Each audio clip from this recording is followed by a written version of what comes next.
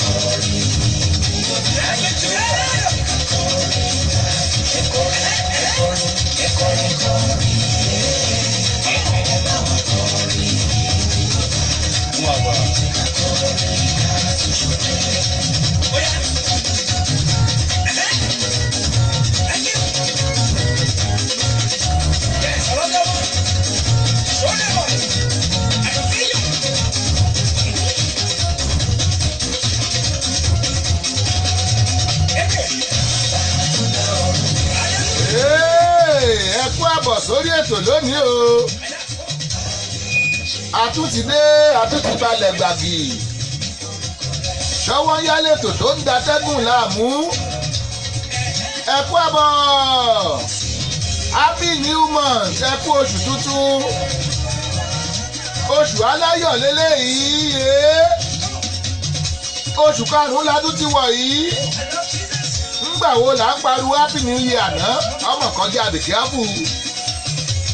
Mo kí yín lọ́kùnrin mo kí yín lóbìnrin lọ́mọdé lálàgbà gbogbo yín mo kí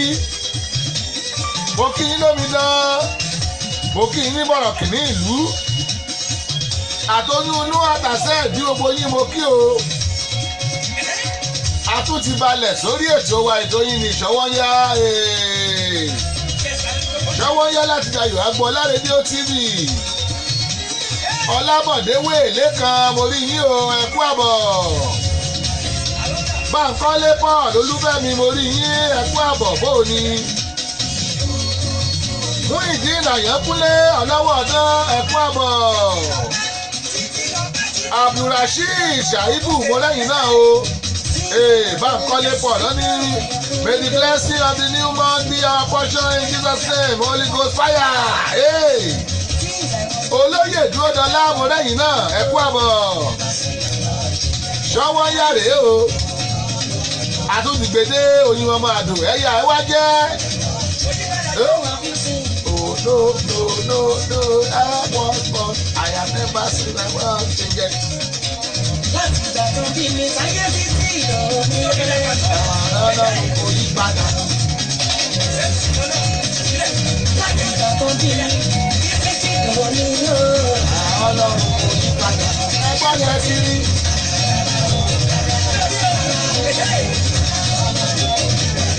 Ẹgbọ́n yẹn ti rí o.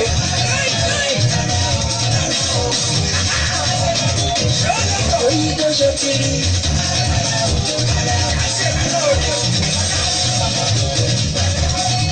Ó ti mú mi gbàgbé. Ó yá ìlọ ọpẹ́. Wà láìtàlẹ́ orúkọ méjì mọ́.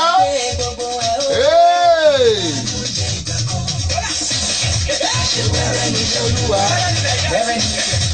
Ọba tí mo pè tó ń jẹ́. Àṣewẹ́rẹ́ ní Olúwa. Ọba tí mo pè tó ń jẹ́. Mo ló ti mú mi gbàgbé gbogbo ẹ̀ o. Májí tí ó máa jọ́sìn. I can see you. Májí tí ó máa sán jọ́sìn. Kristi Alison mo lẹ́yìn náà. Àṣewẹ́rẹ́wẹ́rẹ́ níṣẹ́ Olúwa. Ọba tó tún jẹ́ aróṣù tuntun. Òní lọ́jọ́ kìíní nínú oṣù karùn-ún ọdún 2019. Last year láwọn pé 2019 oṣù karùn-ún la tún mú yìí. Ẹ jẹ́ á máa dúpẹ́ lọ́wọ́ àbágọ́ọ̀d lọ́wọ́ Elédùmarè lọ́wọ́ Atáyérọ lọ́wọ́ Elédùmarè bàbá wa tó dá wa sí lọ́jọ́ òní. Ọjọ́ kìíní oṣù karùn-ún. Ọjọ́ Wednesday.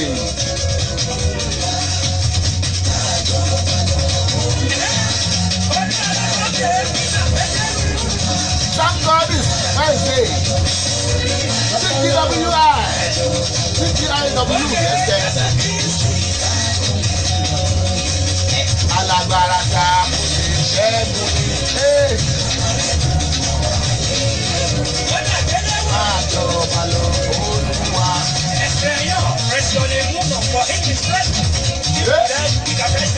Ẹ sọ̀rọ̀ yín lẹ̀. Olúwa ń bẹ lẹ́yìn mi mo yege. Jésù ń bọ̀ lẹ́yìn mi mo yege. Believe it, yes. Olúwa ń bẹ lẹ́yìn mi mo yege. Lélebo sẹ́lẹ̀ à ẹ̀mí náà nìkan.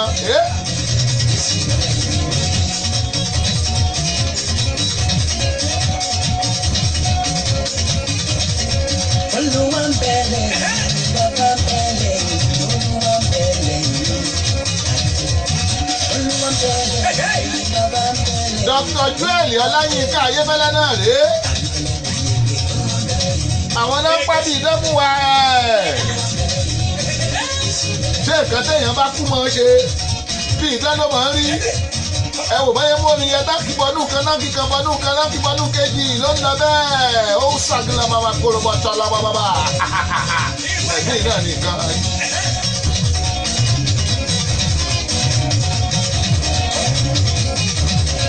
Olúwa ń bẹ lẹ́yìn mi, bàbá ń bẹ lẹ́yìn mi, ọmọ ń bẹ lẹ́yìn mi. Olúwa ń bẹ lẹ́yìn mi, bàbá ń bẹ lẹ́yìn mi, ọmọ ń bẹ lẹ́yìn mi.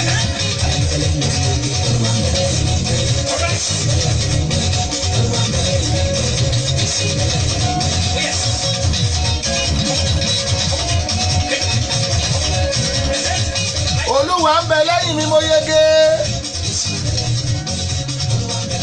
Tolúbà wá bá fún wa kí lọ̀tá rẹ̀ máa wí. Orí ọ̀tá ti bàjẹ́. Orí ọ̀tá ti dàrú.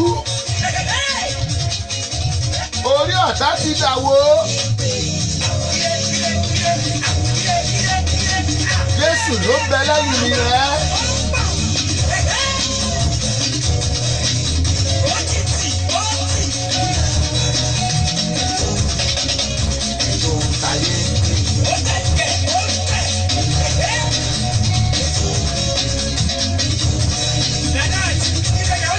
Ọmọ ọba Gbádégẹṣin òyìnbó onílù ọ̀kan gbòógì ní Maryland. Àwòrán Sam orí yín o, ẹ kú àbọ̀ sórí ètò.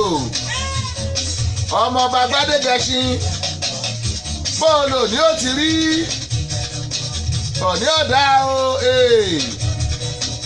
òní àsan wá.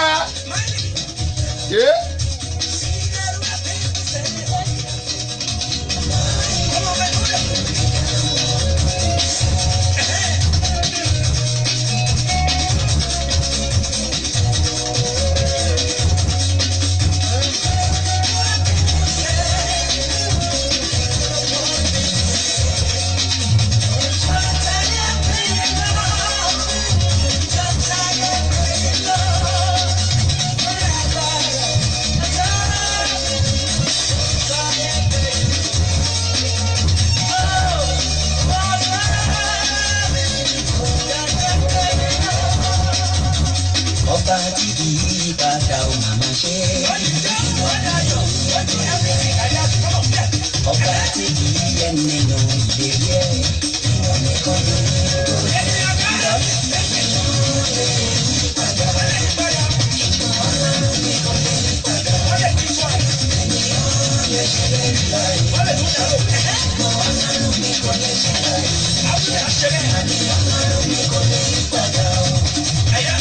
Ọba bíbí padà òjò.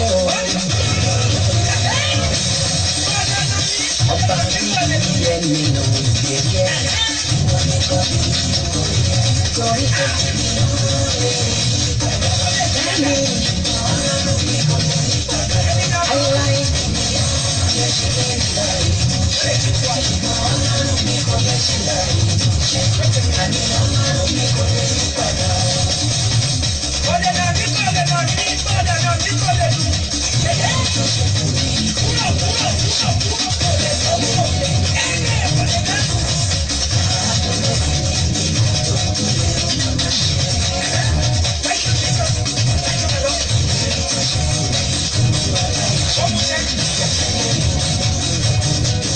Ẹ̀jẹ̀ ń sáré wọ yàrá kéde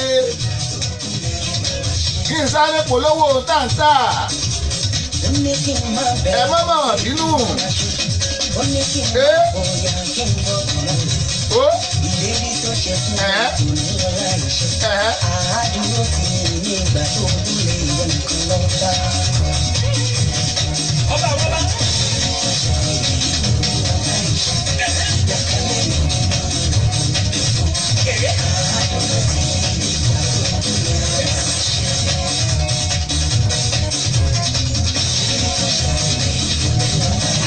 Ètò Sọ́wọ́nyá tó ti dóde ẹ̀ má tẹ ọ́ kó àpátápá àrà àgbàlagbà ètò tí gbogbo ayé fẹ́ gbọ́. Sọ́wọ́nyá. Ètò Sọ́wọ́nyá ti dóde o. Sọ́wọ́nyá ti dóde o. Ẹ wá ń kọ fìdílé tàbí gẹ́gẹ́ fìdílé kọ̀ǹkọ̀ǹkọ̀ǹkọ̀ǹ. Sọ́wọ́nyá ti dé. Torí tòní àtúndùn ó dá gbọ́ngbọ́n àtọ́sí. Sọ́wọ́nyá ti dé. Bẹ́ẹ̀ni o, ẹkú lélà kára lé ẹ̀rìn wá ní ti rọ̀nà. Ètò àgbọ́dúnú tó mọ́wọ́ iṣẹ́ yàtẹ̀ tí ń retí. Sọ́wọ́nyá. Ló máa bá fẹ́ sọ̀rọ̀ níkànnì yìí. Dayọ̀ Agboola rédíò TV láti ọjọ́ ajé Monday títí di ọjọ́ ẹtì Friday. Agogo kan ọ̀sán ni nílùú Amẹ́ríkà, méje alẹ́ ni ní Nàìjíríà. Agogo mẹ́fà ìrọ̀lẹ́ ni nílùú United Kingdom. Béèyàn bá mí ìṣètò Sọ́wọ́nyá lọ́jọ́ kan bí ẹni fi ìgbọ́n sọ ògiri gbígbẹ ni. Sọ́wọ́nyá pẹ̀lú Sami Dayọ̀ Agboola ní Dayọ̀ Agboola rédíò TV. Ẹ ò gbọ́dọ̀ mí ìṣe ẹ̀. Ẹ wá ń kọ fìdílé àbí gẹ́gẹ́ fìdílé kọ̀ǹkọ̀ǹkọ̀ǹkọ̀ǹ. Sọ́wọ́nyá ti dé. Torí tòní àtúndùn ó dá gbọ́ngbọ́n àtọ́sí. Sọ́wọ́nyá ti dé. Ẹ fún mi máa lànà fún mi, ẹ fún mi máa lànà fún mi. Máìkì fún pẹ́pẹ́. Ẹ fún mi máa lànà fún mi, ẹ fún mi máa lànà fún mi. Orílẹ̀ fún mi, eléré ni mí. Adẹ́rìn kò sónú mo jẹ́ mo lè fi dùrù dára torí ẹ̀bùn mi ni. Ẹ̀bùn mi máa lànà fún mi. Ẹ̀bùn mi my dear a fantastic program. Àgbọ́túgbọ́ ètò bá bá ètò alárinrin. Ibi tẹ́ ó ti máa ṣalábàápàdé oríṣiríṣi ẹ̀dá tó lẹ́bùn tó ń lo ẹ̀bùn nínú ayé ní gbogbo ọjọ́ ajé Monday àti ọjọ́ ẹtì Friday ní Dayọ̀ Agboola rédíò TV time 5 p.m. Upcoming artists are also come on the program to show their gift. Àǹfààní lálẹ́lẹ́ yìí fún gbogbo àṣẹ̀ṣẹ̀ dìde ẹlẹ́bùn tó fẹ́ kí gbogbo ayé rí ẹ̀bùn òun ní Dayọ̀ Agboola rédíò TV. Agogo 5 ìrọ̀lẹ́ ni yóò máa wáyé ní gbogbo ọjọ́ Monday àtọjọ́ Friday. Ọ̀pọ̀ ló lẹ́bùn tó jẹ́ wípé wọ́n fi ń fọṣọ pọnmi gbálẹ̀ dáná nínú ilé ìdáná kó má bàa wá rí bẹ́ẹ̀. Ìwọ upcoming tó ń gbọ́ mi yọjú sí wọn lórí ètò ẹ̀bùn mi máìkì ó wà interesting. Omi alágbàbọ̀rọ̀ kí ni yúgbáyúgbá ẹ gbà bẹ́ẹ̀. Ẹ̀bùn mi máa lànà fún mi, ẹ̀bùn mi máa lànà fún mi. Erisi company in America, everybody call it Pleasant Services. You better call them for the big plan. Pleasant Services. They will plan your event more than your expectation. Decorating services are wonderful. Kámátì ẹ̀ wá sọ tàdárí ètò. Alága ìdúró tàbí alága ìjókòó. Ẹ ti lọ́wọ́ wá pàjù. Pàbàmbarì ibẹ̀ tó wá ní wípé kò sóúnjẹ adúláwọ̀ tẹ́fẹ́ tẹ́ ò ní rí. Ní ti Pleasant Services. Wọ́n ṣáàjì pè sórí nọ́mbà wọ̀nyí. +14436 534434 tàbí +14437 608578. The Pleasant Services. Oh my God! Orí ẹ wà níbẹ̀. I just want you to be be where you are. Dwelling daily in your presence. Darkness cannot stand in His presence, because in His presence dwells the fullness of joy. In fact, fullness of life. And that is why the Virtuous Ladies of Gospel Faith Mission International, North America, government invites you to Virtuous Ladies Conference 2019. In His presence. Exodus 33 verse 11 through 16. Day, Thursday 16th to Sunday 19th of May 2019. Venue, Bongiorno Conference Center, 430 Union Hall Road, Callis, Pennsylvania, 17013. Ministry, Pastor Sunday, National Overseer Government, North America, declares Ola Aremo, the chairperson, GVL Ministry. Guest speaker, Pastor Taiwo Fagui, National Secretary Government North America. declares Blessing Oluwayemi, Government Worldwide Women Ministry Leader. and the host of other anointed ministers of God is going to be great and wonderful in His presence. If you can praise Him, He will raise you. And if you worship Him, He will be with you in worship. Let us meet at the throne of mercy near His presence well. Registration fee, $250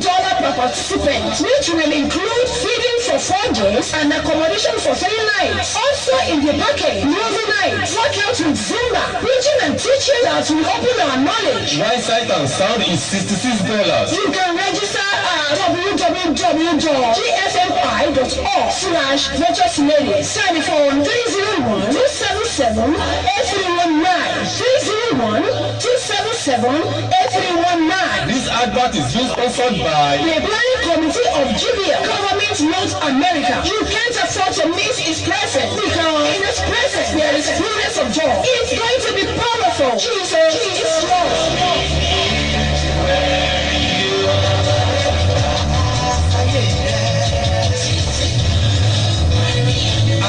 Salvation wákàtí ìgbàlà òwe fọsákè lórí igi wípé sọ̀kalẹ̀ wá nítorí lónìí ni ìgbàlà wọ ilé rẹ̀. Salvation shall be coming up on Dayo Agboola Radio TV every Tuesday by 3 p.m. The man of God is equipped to deliver the word of salvation. Pastor Ezekiah Ilufoye, Senior Pastor of Christ Apostolic Church, Salvation Center, situated at 10710 Marius Vero, Randa Stand, MD 21133. This is your hour of salvation. Never postpone it to tomorrow. Because tomorrow may be too late. Jesus Christ, the Son of the Most High God, gave His life to save us. Nítorí ìdí èyí, ẹ jẹ́ ká pàdé olùṣọ́-àgùntàn Ezekiah Ilufoye ti ìjọ CAC Salvation Center lórí Dayo Agboola Radio TV ní gbogbo ọjọ́ ìṣẹ́gun Tuesday lágbègbè 3 ọ̀sán. Wákàtí ìgbàlà, wákàtí ìgbàlà, ìwọ tí a ti gbàlà, dídé ìgbàlà ẹlòmíràn. Jésù Kristi ọmọ Ọlọ́run lolúwa, ẹ gbà bẹ́ẹ̀.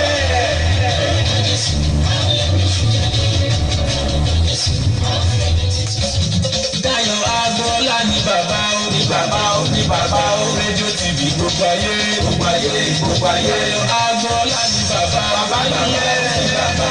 Radio TV gbogbo ayé, gbogbo ayé, gbogbo ayé. Ó ń jọ lẹ́bí ìyàwó, bẹ́ẹ̀ ni mo sọ. Kò sí irú ẹni lẹ́yìn o. Dayo Agboola láti ta Radio TV. Kò sẹ́gbẹ́ ẹni lẹ́yìn o. Dayo Agboola Radio TV.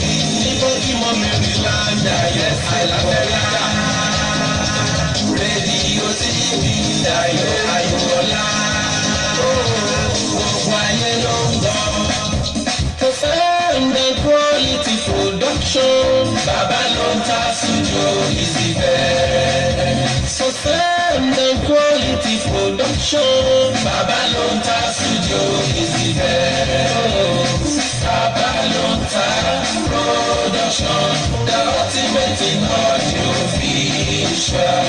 Baba Lonta Production, the ultimate in audio visual. Yes, so you can't argue with the pros. Studios are many, but the best one is still Baba Lonta Digital Studio for your recording, demo CD, mastering, marketing and promotion, and also live band performance, season DJ, videographer, photographer, master of ceremony, music consultant. Reach Samis Dayo Agboola on agboola.dayo68@gmail.com or visit our website www.dayoagboola.com. Telephone +1443 760 8578.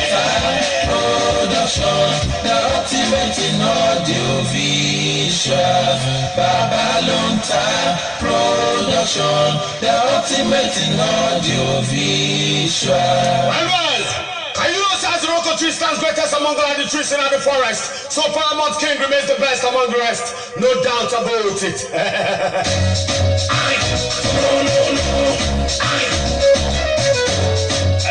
ẹ má jẹ́ ó yà yín lẹ́nu orí ètò Ṣówónyá náà la wà tẹ́ ẹ bá wojú aago yín aago méjì kọjá ìṣẹ́jú márùn-ún lọ́dọ̀ tí wàá mí Òbésèré aláyàkáṣà nìyẹn pitophobia mo ráwọn èèyàn wọ́n wọlé lẹ́ẹ̀kan ìgbà yìí lọ́lá ilé mo rí yí o àwọn tí wàá olóyè sí láti Canada mẹ́sì náà ní pé gẹ́gẹ́ wù mí àbúrò mi kan báyìí ó ní happy new month ẹ̀gbọ́n mi àgbà may this month be a pleasant month for us amen ó tún ní ẹ̀kú ètò bẹ́ẹ̀ ni ọmọ ìyá alátẹ̀múrẹ́yìn náà o ẹ̀kú àbọ̀ wọ́n ní ẹ̀kú sẹ́mẹ́ta Oyèwọlé Adékúnlé Àtàndá bó o ní iṣẹ́ wa tí mo lúpọ̀nà mo rí yín o ṣé àbí àlẹ́ wa ẹ wo Òbésèré rèé ẹ kí agbádùn ẹ Òbésèré aláyàkáṣà.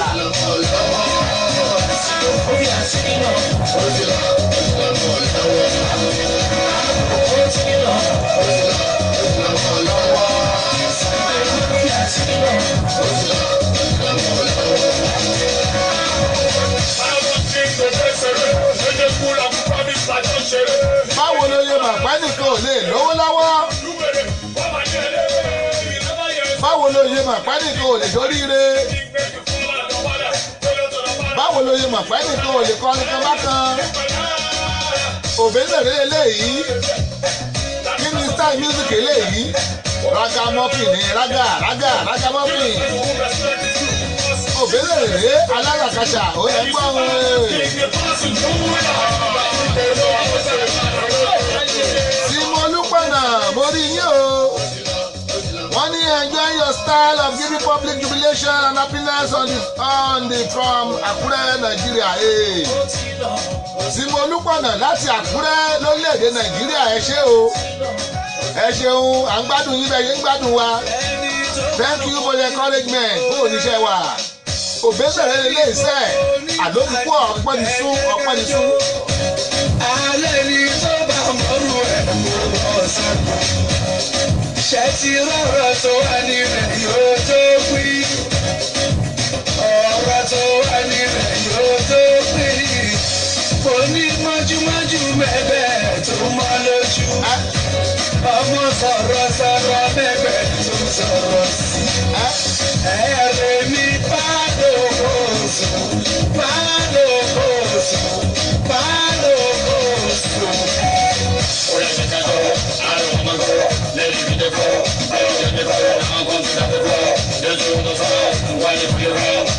Òbésèré là ń gbọ́ o. Wọ́n ní Òbésèré ti lọ ìdánwò.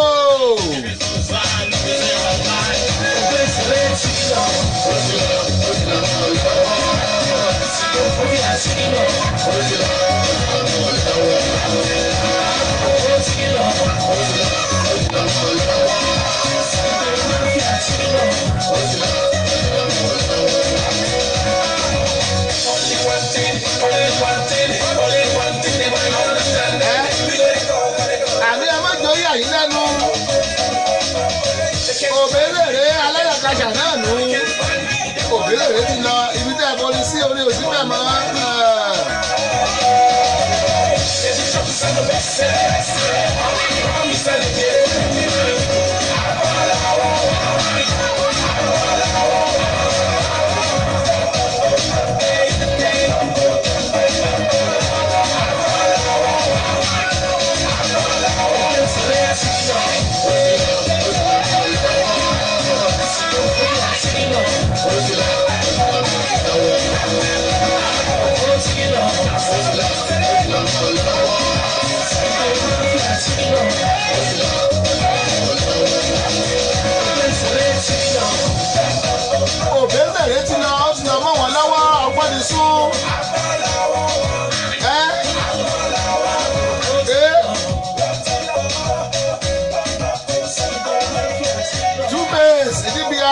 lẹ́rí wí.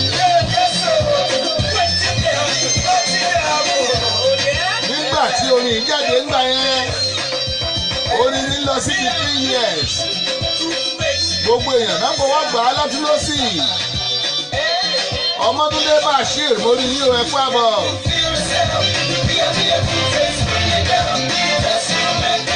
Super Sidibia àti BRP lórílẹ̀‐èdè Ghana lẹ́jọ́kọ́. Super Sidibia àti BRP olórin lórílẹ̀‐èdè Ghana lẹ́jọ́kọ́ nìyẹn.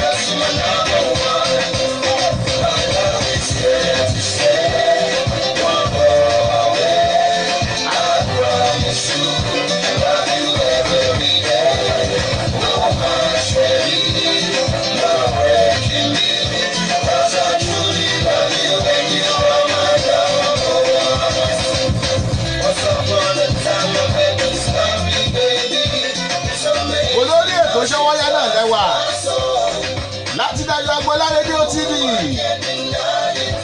ìgbádùn tí oníṣẹ́ ti tú wá ẹ máa gbádùn ẹ̀ káwọn ọmọ iṣẹ́ ẹ̀ lọ́ni ẹ bóyá jẹ́nu.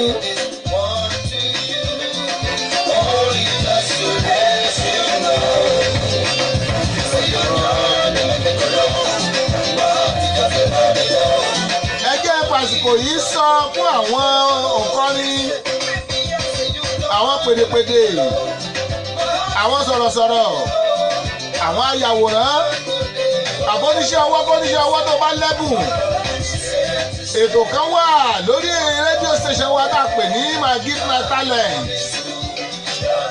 My Gift My Talent ètò yìí ló tún máa jẹ́ káwọn èèyàn mọ ohun tó ń ṣe. Ẹ kàn sí wa ẹ pè wá lórí 443-410-24267 443-410-24267 ẹ pè wá. Ìyábọ̀ Àkànjí mo rí yín o ẹ kú àbọ̀. Làǹbà Túnbà Eri I can see you, God bless you.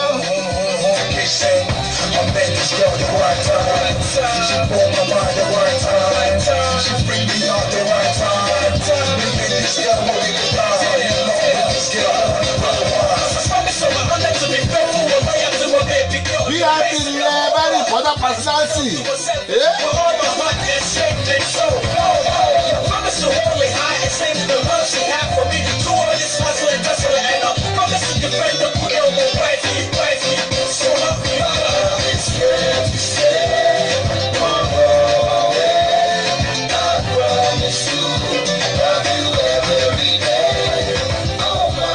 My love, lọ́pẹ́lẹ́ yìí, my love.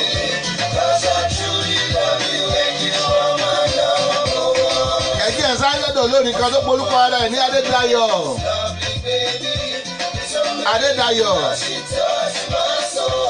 Ẹ̀jẹ̀ agbọ̀n tó wí. Adédayọ̀ fún wa lórí kábọ̀ sábò. Adédayọ̀ fún wa lórí kábọ̀ sábò. No matter your condition, put your legs together. Adédayọ̀ fún wa lórí kábọ̀ sábò. Ààrẹ gbọ́dọ̀ ní ìsìn ètò Ṣọwọ́yá tó bá yẹ pé ẹ̀jẹ̀ ń wọlé ni ẹ máa bá wa láàkì ẹ̀kẹ́ máa ṣí ààrẹ. Ẹ̀yin náà tí download radio application wa ẹ lọ download ẹ o. Ó wà lórí Google Play Store ẹ lọ download ẹ. Dayọ̀ Agboola rédíò TV. Ẹ pàdé wa lórí YouTube ẹ sáàpù Dayọ̀ Agboola síbẹ̀. Ẹ pàdé wa lórí pages mẹ́rin lórí Facebook. Sani Dayọ̀ Agboola òde ní. Bàbá ló ń ká òdì méjì. Dayọ̀ Agbomidede àmọ̀ lórí mẹ́ta. Ìkànnì ẹ̀ ń Dayọ̀ Agboola rédíò TV ẹgbẹ́ wọn lórí àpéjìsì. I am for you, you are for me, we are together forever. I am for you, you are for me, we are together forever. Ẹyin sábàjọ́, tí mo bá ti ń pèpè, ìjọba ẹyin sábàjọ́. Adédayọ̀ rèé Dayọ̀ success. Dayọ̀ success láti ìlú Ìbàdàn. aráyé rọ̀jú aráyé rọ̀jú aráyé rọ̀jú lójú ọgbọ́n jáde. aráyé rọ̀jú aráyé rọ̀jú aráyé rọ̀jú lójú ọgbọ́n jáde. ẹja máa bá wọn sọ kọ́ máa ṣe wù àgbàjẹ́ mọ́. ẹja máa bá wọn sọ kọ́ máa ṣe wù àgbàjẹ́ mọ́. ká máa bá wọn sọ. ẹja máa bá wọn sọ kọ́ máa ṣe wù àgbàjẹ́ mọ́. àròyé máa jẹ sí ọmọbàdí ọmọ ọlọ́run ẹ̀kú àbọ̀ o. aráyé rọ̀jú aráyé rọ̀jú. ṣọwọ́ ní àyẹ̀ rèé láti ẹ̀yẹ gbọ́dọ̀ lójú sí ní. aráyé rọ̀jú aráyé rọ̀jú aráyé rọ̀jú lójú ọgbọ́n jáde. àgèdè o. abẹ́rẹ́ wà lóde ìjọya. ọdúnpẹ́. ọlọ́run ti ṣe o ọdúnpẹ́. àgbẹ̀dẹ o abẹ́rẹ́ wà lóde ìjọya. ọlọ́run ti ṣe o ọdúnpẹ́. ìwọ tọpẹ́ ọmọ bábí yìí mi. aláṣẹ bábí fẹ́láwọ̀ ṣàlùkù tèmi. olúwa ti ṣe o àwa dúpẹ́. àgbẹ̀dẹ o. oṣù tuntun la tún mú lónìí. tí ẹ bá wojú aago yín. àgbẹ̀dẹ o. aago méjì kọjá ìṣẹ́jú márùndógún. lórílẹ̀‐èdè nàìjíríà aago méje kọjá ìṣẹ́jú márùndógún nínú wa bẹ́ẹ̀. omi tó jẹ́ balẹ̀ òṣàlẹ̀ ọlọ́rọ̀ mi. ọmọdé Rónkẹ́ ṣálùú tèmi. àwọn ọ̀làwálé àgbẹ̀. ọkọ̀ kẹ́yìn ṣálùú tèmi o. ẹ bá mi tọ́jú ní Adéṣe o. ọkọ̀ mẹ́rìà ẹ̀gbọ́n Adéọlá Adéṣe o. bàbá Bọ́lájí ṣàtúntò lọ́rọ̀ mi mú kí ẹ. bàbá Gbóyèga bàbá mo yan fúwa. ẹ bá mi tọ́jú Rasaki ṣàlọ́rọ̀ mi. Rasaki Fáṣínà ẹ̀gbọ́n Kàdébù lọ́dọ̀. ẹ tọ́jú Kẹ́ni Balóbi. gbogbo yìí ló ṣàwọn Tọ́pẹ́ Fábí. aláṣẹ Fábí Tọ́pẹ́ mọ kí ẹ ò ṣeun. àgbẹ̀dẹ o abẹ́rẹ́ wà lóde ìjọya. ẹ wò ó pápá padà ṣe lónìí. torí àlásìkò ètò mi ń wọlé láago mẹ́ta. a dẹ̀ gbúdọ̀ sẹ́ẹ̀tì stúdíò fún wọn.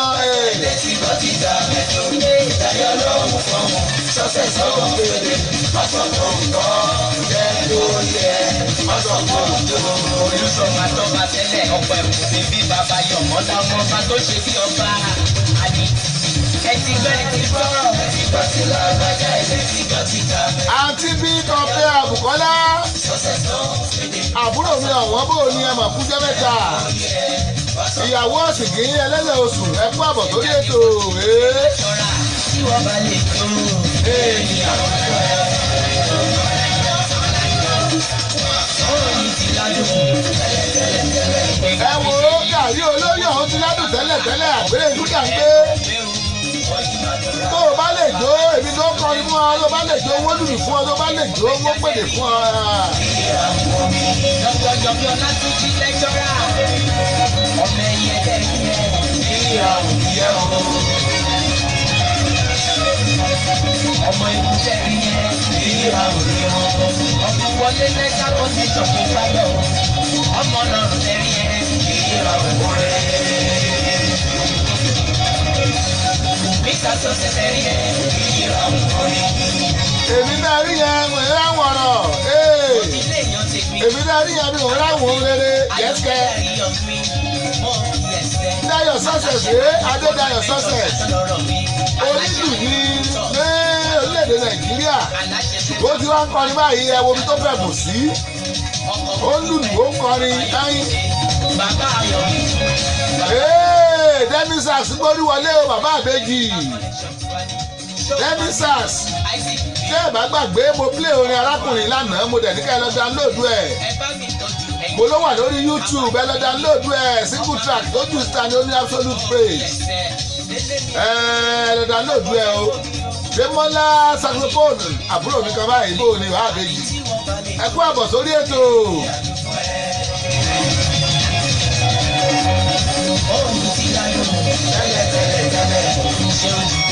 Àgbo Sunday àná ẹ̀bọ̀n pé o wọ́n ní máa dùn rárá. Bóyá tí ìmọ̀ ní mi yóò fi ẹsẹ̀ ọkọ̀ títí lájọ ayáre ṣàlóyún tèmi. Àbúrò bọ̀bí ẹ̀jẹ̀ ṣàlóyún tèmi. Orí náà ń gbádùn ẹ̀ gan-an. Ẹ̀yìn kí àgbélé ẹ̀ tọ́jú tọ́kì tiwa ni àdìtẹ́yìn balẹ̀ tó. Èmi àlùfọ́ ẹ̀. aláṣẹ friend. Túndé àgbẹ̀ pẹ̀lú ọ̀nà rẹ̀ ti là. ẹ wo gbogbo ẹ̀dá ń wò mí ọ̀nà yín ti là. àdúgbò lọ́wọ́ ọlọ́run tó dá yín sí ọ̀nà yín ti là. Your road has opened. Yes, sir. ọkọ̀ Ayọ̀mídé bàbá tẹ̀sẹ̀ wọ́ṣẹ̀tì bàbá kẹ́síà ní ọmọ wọn nílùú Ìbàdàn ẹ̀kọ́ ṣọlá pín pẹ̀lú Túndé mú kí ẹ kàfé Túndé máa wọ lóye ọ̀nà ẹ̀ ti ṣí o ọ̀nà rẹ̀ ti là. dúpẹ́ lọ́wọ́ Ọlọ́run ọba òun ni kò jẹ́ kọ́ta yọ̀ ẹ́ o.